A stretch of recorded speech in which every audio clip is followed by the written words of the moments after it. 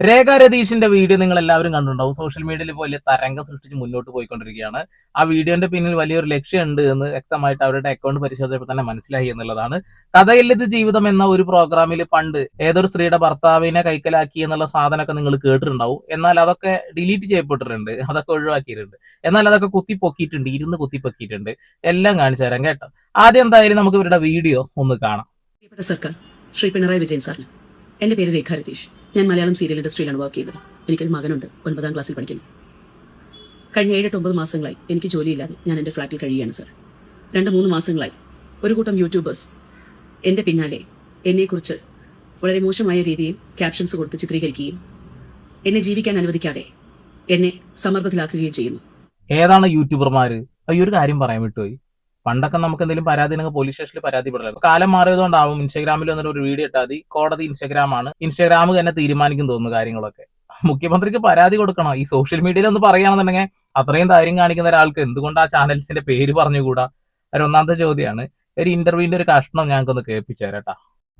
എനിക്ക് പറ്റിയിട്ടുള്ള ഒരു തെറ്റ് എന്ന് എനിക്ക് തോന്നിയിട്ടുള്ളത്, ജീവിതത്തിൻ്റെ ഒരു പ്രത്യേക ഒരു ഘട്ടത്തിൽ എനിക്കൊരു ചാനൽ പ്രോഗ്രാം അറ്റൻഡ് ചെയ്യാൻ പ്രസൻസ് വന്നു. കഥയല്ലിത് ജീവിതം, അതന്നെയാണ് ടോണെന്ന് അറിയില്ല. അതിലേക്ക് നമുക്ക് പോവാൻ കേട്ടോ. അവര് തല വെച്ച് കൊടുത്തു എന്നാ പറയുന്നത്, പക്ഷെ അതിന്റെ പിന്നിലെ വേറെ കുറച്ച് കാര്യങ്ങളുണ്ട്. അത് നമുക്ക് വഴിയെ മനസ്സിലാക്കാം. മാനസിക സമ്മർദ്ദം എനിക്ക് സഹിക്കാൻ പറ്റുന്നില്ല സർ. ഈയിടക്കാലങ്ങളായി നമ്മുടെ കേരളത്തിൽ ഒരുപാട് ജീവൻ പൊലിഞ്ഞു പോകുന്നുണ്ട് ഇങ്ങനെയുള്ള കാര്യങ്ങൾ കൊണ്ട്. ജീവിക്കാൻ വേണ്ടി ഒരുപാട് കഷ്ടപ്പെട്ട് മുന്നോട്ട് പോകാൻ ശ്രമിക്കുന്ന ഒരു സ്ത്രീയാണ് ഞാൻ എന്റെ മകന് വേണ്ടിയിട്ട്. പക്ഷെ ഈ യൂട്യൂബേഴ്സ് കാരണം എനിക്ക് മുന്നോട്ട് ജീവിച്ചു പോകാനുള്ള ശേഷി ഇല്ലാതെ ആകുകയാണ്. മാനസികമായിട്ടുള്ള സമ്മർദ്ദം എനിക്ക് ജീവിക്കാൻ പറ്റുന്നില്ല സർ. എന്താടത് ഇങ്ങനൊക്കെ ബുദ്ധിമുട്ടിച്ചത് ആരാടാ? ഏതോ ഒരു പ്രമുഖ മാധ്യമം പുറത്തു വിട്ടു എന്നൊക്കെ പറഞ്ഞുകൊണ്ട് ഏതൊക്കെ യൂട്യൂബ് ചാനലൊക്കെ ഞാൻ കണ്ടു. ഞാൻ കുറെ നോക്കി, എവിടെയും കാണാനില്ല. എല്ലാരും മുക്കി തോന്നുന്നു. എന്തായാലും കൊള്ളാം. എടോ, ഇത്ര നന്നായിട്ട് എക്സ്പ്രഷൻ ഒക്കെ മുഖത്ത് വരുന്നു. സീരിയലൊന്നും ഇത്ര എക്സ്പ്രഷൻ ഒന്നും കാണാറില്ല കേട്ടോ. പക്ഷെ വേറൊരു കാര്യമുണ്ട്, ഇവര് ഇന്റർവ്യൂവിൽ പറഞ്ഞൊരു വാക്കുണ്ട്. അതായത് ഇത് കേക്ക്, കമന്റ്സും മറ്റൊരാളുടെ മനസ്സിനെ എത്രത്തോളം വേദനിപ്പിക്കുന്നവർ ആദ്യമൊക്കെ ഭയങ്കര പെയിൻഫുൾ ആയിട്ടൊക്കെ തോന്നിയിട്ടൊക്കെ ഉണ്ട്. പിന്നെ നമ്മൾ എന്തിനാണ് ഇതൊക്കെ നോക്കിക്കൊണ്ടിരിക്കുന്നത്? നമ്മൾ അധ്വാനിക്കുന്നു. ഞാൻ രാവിലെ തൊട്ട് വൈകുന്നേരം വരെ പോയി കഷ്ടപ്പെട്ട് ജോലി ചെയ്ത് എൻ്റെ ചോര നീരാക്കി ഞാൻ അധ്വാനിച്ച് കൊണ്ടുവരുന്ന പൈസയിൽ ഞാൻ ജീവിക്കുന്നു. ഒരാൾ വന്ന് കമൻറ്റ് ചെയ്തിട്ട് പോയി എന്ന് പറഞ്ഞാൽ ഞാൻ എന്തിനാ വിഷമിക്കേണ്ട ആവശ്യം? അല്ലെങ്കിൽ അത് കേട്ടിട്ട് പോയി ആത്മഹത്യ ചെയ്യാൻ നിൽക്കുന്നു അല്ലേ?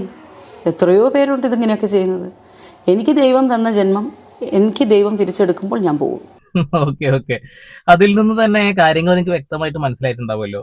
ഇപ്പൊ ഇങ്ങനെ ഒരു വീഡിയോ ഇട്ട് വരാനുള്ള ലക്ഷ്യം പിന്നീട് ഒരു വലിയ പ്രൊമോഷനും കൂടി ഉണ്ട് എന്നുള്ളതാണ്. അവർ ഇൻസ്റ്റാഗ്രാമിൽ ഇട്ട ഒരു വീഡിയോ ആണ്. അവരൊരു സ്റ്റാർട്ടപ്പ് തുടങ്ങുന്നുണ്ട്. ആദ്യം ഒന്ന് കാണുക കേട്ടോ. അതിലൊരു പ്രത്യേകതയുണ്ട്, പറഞ്ഞുതരാം. എന്റെ ജീവിതത്തിലെ ഒരു വലിയ തീരുമാനം അതെന്താണെന്നല്ലേ? അതിന്റെ ഭാഗമായുള്ള ഒരു യാത്രയാണിത്. ഞാൻ മനസ്സുകൊണ്ട് വളരെ ആഗ്രഹിച്ച ആ ഒരു സ്വപ്നം, അതിനുള്ള തയ്യാറെടുപ്പ്. യാത്രയിൽ എനിക്കൊപ്പം ഈശ്വറും കൃഷ്ണയും ഉണ്ടായിരുന്നു. വെയിലൊക്കെ കൊണ്ട് ഞങ്ങൾ ആകെ ക്ഷീണിച്ചു. പക്ഷേ അതൊന്നും കൊണ്ട് നമ്മൾ തളരില്ലല്ലോ. ക്ഷീണം മാറ്റാൻ വെള്ളമൊക്കെ കുടിച്ച് ഞങ്ങൾ വീണ്ടും യാത്ര തുടർന്നു. അങ്ങനെ ഫൈനലി ഞങ്ങൾ കാഞ്ചീപുരം സാരിയുടെ ഒരു വലിയ ലോകത്തെത്തിപ്പെട്ടു. ഏകദേശം നിങ്ങൾക്ക് കാര്യം ഇപ്പൊ മനസ്സിലായി കാണുമല്ലോ അല്ലേ? ഇനി പറയട്ടെ എന്റെ ആ തീരുമാനം. ഞാൻ ഇവിടുന്ന് തുടങ്ങിയാണ്. ഞാൻ ബ്രാൻഡിംഗ് പാർട്ണർ ആയിട്ടുള്ള ലോട്ടസ് ലൂം എന്ന ഓൺലൈൻ സാരി ഷോപ്പ്. പർച്ചേസ് എല്ലാം ഓക്കെ ആക്കി. അടുത്ത വീഡിയോയിൽ ലോട്ടസ് ലൂമിന്റെ ലോഗോ റിവീൽ ചെയ്യുന്നതായിരിക്കും. നിങ്ങളുടെ എല്ലാവരുടെയും സപ്പോർട്ടും സ്നേഹവും നിങ്ങൾക്കൊപ്പം ഉണ്ടാവണം. പക്ഷെ സാധനം ഇട്ടത് ഏകദേശം എന്നാന്ന് വെച്ചാല് 3 ദിവസം മുമ്പാണ് ഇങ്ങനെ ഒരു വീഡിയോ ഇടുന്നത്. പക്ഷെ ലോകം കാര്യങ്ങളൊന്നും പുറത്തൊന്നുമില്ല. ആ വീഡിയോ ഒക്കെ ഏകദേശം 13,800 ലൈക്ക് വന്നു, 252 കമന്റ്, അതേപോലെ 1183 ഷെയറും വന്നു എന്നുള്ളതാണ്. ഓക്കെ, 3 ദിവസം മുമ്പാണ് ഇവർ ഇങ്ങനെ ഒരു വീഡിയോ ഇടുന്നത്. ആ വീഡിയോക്ക് വളരെ കുറച്ച് വ്യൂ ഉള്ളൂ എന്ന് പറഞ്ഞല്ലോ, 13,000. എന്നാല് അത് കഴിഞ്ഞ അടുത്ത വീഡിയോ, ഇന്നലെ ഇട്ട വീഡിയോക്ക് ഏകദേശം 151-161K വ്യൂ ആണ് വന്നിട്ടുള്ളത്. 43,500K എന്ത് വന്നിട്ടുണ്ട്, ഷെയർ വന്നിട്ടുണ്ട്. കമന്റും ഏകദേശം 5,000-ന് മുകളിൽ വന്നിട്ടുണ്ട്. ഞാനെന്ത് പറയാനാ? ഞാനതൊന്നും കൂട്ടി വെച്ച് വായിക്കാൻ ആളല്ലേ? നിങ്ങൾ തന്നെ പറ. ഓക്കെ, ബാക്കി കൂടി കേട്ടെ. ഇങ്ങനൊരു വീഡിയോ ചെയ്യാനുള്ള കാരണം എനിക്ക് എന്തെങ്കിലും സംഭവിച്ചാൽ തീർച്ചയായും എന്തുകൊണ്ട് എന്നുള്ളൊരു ചോദ്യം വന്നാൽ എന്നെ തേജോവധം ചെയ്യുന്ന ഈ യൂട്യൂബേഴ്സ് തന്നെയാണ് ഇതിന്റെ പിന്നിലുള്ള കാരണം എന്ന് എനിക്ക് അറിയിക്കണം. ഇതുകൊണ്ടെങ്കിലും ഇവിടെ അവസാനിക്കണം ഈ കാര്യങ്ങൾ. എന്നെ മാത്രമല്ല, എന്റെ ഫീൽഡിലുള്ള ഒരു കൂട്ടം ആൾക്കാരെ ഇതുപോലുള്ള കാര്യങ്ങൾ കൊണ്ട് ചൂഷണം ചെയ്യുന്ന ഒരുപാട് യൂട്യൂബേഴ്സ് ഉണ്ട്. ദയവേത് ഇതിനെതിരെ ശക്തമായ ഒരു തീരുമാനമെടുക്കണം. എനിക്ക് വേണ്ടി മാത്രമല്ല, ഇനിയുള്ള എന്റെ സഹോദരന്മാരും സഹോദരിമാർക്കും ഇങ്ങനെയുള്ള അനുഭവങ്ങൾ ഉണ്ടാകാതെ സർക്കാർ ഒരു തീരുമാനമെടുത്ത് ഇതിൽ നിന്നും ഞങ്ങൾ എല്ലാവരും രക്ഷിക്കണമെന്ന് താഴ്മയോടുകൂടി ഞാൻ അപേക്ഷിക്കുന്നു. എന്തായാലും ഇത്രയൊക്കെ പറയാൻ ധൈര്യം കാണിച്ച സ്ഥിതിക്ക് യൂട്യൂബർമാരുടെ പേരും കൂടിയും പറഞ്ഞിരുന്നെങ്കിൽ എത്ര നന്നായിരുന്നു. എന്നിട്ട് അവർക്കെതിരെ അങ്ങ് പരാതി കൊടുത്താൽ പോരെ. ഇത് സോഷ്യൽ മീഡിയയിൽ വന്നിട്ട് ഇങ്ങനെ ഒരു കാര്യം പറയേണ്ട കാര്യം എന്തുള്ളത്? അതുകൊണ്ടല്ലേ ആളുകൾ ഓരോന്ന് കുത്തിപ്പോക്കുന്നേ. പിന്നെ ഇവരുടെ നാക്കിൽ നിന്ന് തന്നെ വന്ന കാര്യങ്ങളാണ് പലയിടങ്ങളിലും ഞാൻ കണ്ടിട്ടുള്ളത്. 4ാമത്തെ വിവാഹം എന്നൊരു സാധനം, 5ാമത്തെ വിവാഹം മറ്റൊരു സാധനം. ഇതൊന്നും ആളുകൾ കൈ നിർത്തിടുന്നതല്ല. കഥയല്ല ഇത്, ജീവിതം. അതാണ് ഞാൻ നേരത്തെ പറഞ്ഞ സാധനം. ഒന്ന് കാണാം. വെട്ടി മാറ്റേണ്ടത് നിങ്ങളുടെ മനസ്സിന് എന്റെ ഹസ്ബൻഡിന്. കാലിലെ കെട്ടല്ല, അതാദ്യം മനസ്സിലാക്കിക്കോ. എന്റെ ഹസ്ബൻഡിന് എന്റെ കുടുംബം നശിപ്പിക്കാതിരിക്കാൻ. അല്ല, ഇരുന്നിരുന്നെങ്കിൽ ഇന്ന് ഞാൻ ഇവിടെ ഇരിക്കില്ല. നിങ്ങൾ ഇരിക്കേണ്ടടുത്ത് നിങ്ങൾ ഇരുന്നെങ്കിൽ എന്റെ ഹസ്ബൻഡിന്റെ നിങ്ങൾ ഇരിക്കത്തില്ല. അതാദ്യം മനസ്സിലാക്കി. എന്റെ ഹസ്ബൻഡ് നിങ്ങളുടെ കൂടെ ഒന്നുമില്ലല്ലോ. അതിന്റെ ആവശ്യം എനിക്കില്ലല്ലോ. അത് നിങ്ങളുടെ ശീലം, അത് എന്റെ ശീലമല്ല. എനിക്ക് ആവശ്യമുണ്ട് അഭിലാഷ്. 3-4 പേരുടെ കൂടെ ആയില്ലേ, എന്തിന് ഈ ഒരു കുടുംബം കൂടെ ഇങ്ങനെ നശിപ്പിച്ചു? അല്ല, എന്തായാലും 3ആയില്ല, 4ാമതായിട്ട് ഞാൻ വെച്ചോളാം. പറ്റത്തില്ല. കണ്ടില്ലേ, ഇവര് പറഞ്ഞ വാക്ക് തന്നെയാണ് ആളുകൾ ഉപയോഗിക്കുന്നത് ഞാൻ മനസ്സിലാക്കുന്നത്. പിന്നെ ഇവര് പറഞ്ഞ വീഡിയോ ഉണ്ടല്ലോ, ഇവരെ തേജവധം ചെയ്യുന്ന വീഡിയോ, ഞാൻ കുറെ നോക്കി, എനിക്കൊന്നും കാണാൻ കഴിഞ്ഞില്ല. എനിക്ക് ആകെ കിട്ടിയത് ഒരു ഇന്റർവ്യൂ.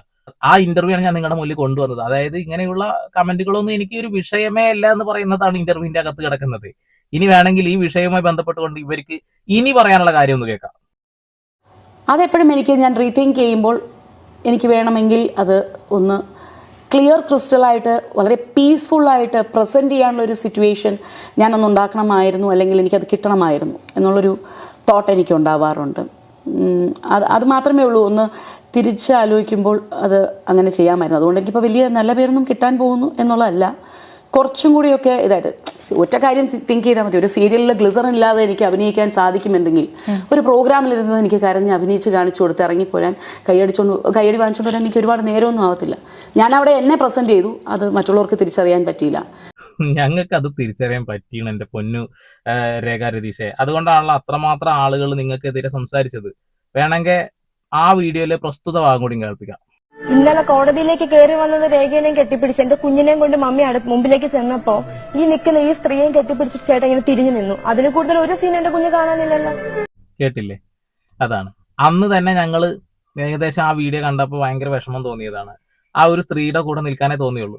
പക്ഷെ കാലം ഒരുപാട് മാറി, എന്തൊക്കെ സംഭവിച്ചു എന്ന് ആർക്കും അറിയില്ലായിരുന്നു. എന്നാൽ രേഖ അതിനെ കുറിച്ച് പറയുന്നത് കേൾക്കാം. ഈ പ്രോഗ്രാം കഴിഞ്ഞ് ഇവരെല്ലാം എന്നെ കാണാൻ വന്ന് സോറി പറഞ്ഞു എന്ന് പറഞ്ഞു കഴിഞ്ഞാൽ ഈ ജനം വിശ്വസിക്കൂ? ഇല്ല. ആ ഷോ അറ്റൻഡ് ചെയ്യണ്ടായിരുന്നു തോന്നിയിട്ടുണ്ടോ? തോന്നിയിട്ടുണ്ട്. ഓക്കെ, തോന്നാതിരിക്കില്ല. പക്ഷെ ആ വീഡിയോ എഡിറ്റഡ് ആയിരുന്നു എന്നും തന്റെ ഭാഗങ്ങൾ കൃത്യമായിട്ട് കാണിച്ചില്ല എന്നുമാണ് പറയുന്നത്. അതൊന്നും കൂടാതെ പറയുന്ന മറ്റൊരു കാര്യമുണ്ട്, എന്റെ ടോൺ ഇങ്ങനെ ആയിപ്പോയി, അപ്പൊ ആളുകൾ തെറ്റിദ്ധരിച്ചു എന്നുള്ളൊരു കാര്യം പറയുന്നുണ്ട്. അത് ടോൺ എങ്ങനെയായാലും ആളുകൾ അത് വേറെ രീതിയിൽ തന്നെ എടുക്കുകയുള്ളൂ. ആളുകൾ ആ സ്ത്രീയുടെ കൂടെ തന്നെ നിൽക്കുകയുള്ളൂ. എന്നാൽ കാലം ഒരുപാട് മാറിയല്ലോ അല്ലെ? ആ വിഷയവുമായി ബന്ധപ്പെട്ടുകൊണ്ട് അവർ പറയുന്ന നമ്മൾ കേൾക്കാത്ത ഒരു കാര്യം പറയുന്നുണ്ട്, അത് കേൾക്കണം. കാരണം ഞാൻ എൻ്റെ ഇഷ്ടപ്രകാരം ആ പ്രോഗ്രാമിൽ വന്നിരുന്നതല്ല. ഇത് സത്യം പറഞ്ഞു കഴിഞ്ഞാൽ ഒരു ഭാര്യയും ഭർത്താവും തമ്മിലുള്ളൊരു കുടുംബ വഴക്കിനെ ഇവർ അവരുടേതായ തെറ്റുകളെ മറച്ചു വെച്ച് ഇവർ രണ്ടുപേരും വളരെ നല്ല ഭംഗിയായിട്ട് എന്നെ ബ്ലെയിം ചെയ്ത് അവർ രണ്ടുപേരും ഹാപ്പിയായി. അത്രയേ ഉള്ളൂ. അതിന് എന്നാലും അപ്പോഴും ഞാൻ അതിനെ പോസിറ്റീവായിട്ട് കാണുന്നു. ഞാനെന്ന് പറയുന്ന അന്ന് അവർ നെഗറ്റീവായിട്ട് കണ്ടാലും ഇന്ന് അവർ ഹാപ്പി ആയിട്ട് ജീവിക്കുന്നുണ്ടല്ലോ അല്ലേ? അപ്പം അതിന് ഞാൻ നിമിത്തമായില്ലേ? അല്ലെങ്കിൽ അവർ അങ്ങനെ പിരിഞ്ഞു പോകേണ്ട ആൾക്കാർ ഇന്നും ഒരുമിച്ച് ജീവിക്കുന്നില്ലേ? ഗുഡ് തിങ് അല്ലേ ഇത്? അത്രയേ ഉള്ളൂ. അങ്ങനെയും കാണാം, അങ്ങനെയും വിലയിരുത്താം. അങ്ങനെ വിലയിരുത്തും എങ്ങനെ?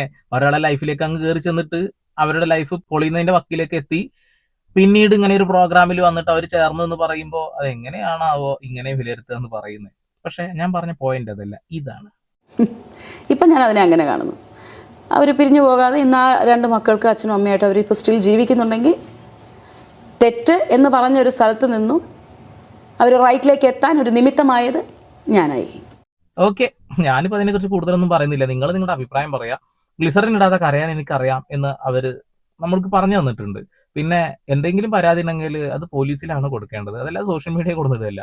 സോഷ്യൽ മീഡിയയിൽ കൊടുത്തിടുമ്പോൾ അതിന് മറ്റൊരു അർത്ഥം കൂടി ഉണ്ട്, റീച്ച് എന്നൊരർത്ഥം. നിങ്ങൾ ഓൾറെഡി ഏതോ ഒരു ബ്രാൻഡിങ് സ്റ്റാർട്ട് ചെയ്യുന്നുണ്ട് പറയുന്നുണ്ട്, അതിന് റീച്ച് ഇല്ല.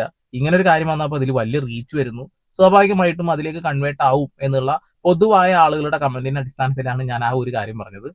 ഇനി ജനങ്ങളെ നിങ്ങൾ തന്നെ നിങ്ങളുടെ അഭിപ്രായം പറയുക. ഇവരെത്ര കല്യാണം കഴിച്ചാലും നമ്മളെ ബാധിക്കുന്ന വിഷയമാണോ?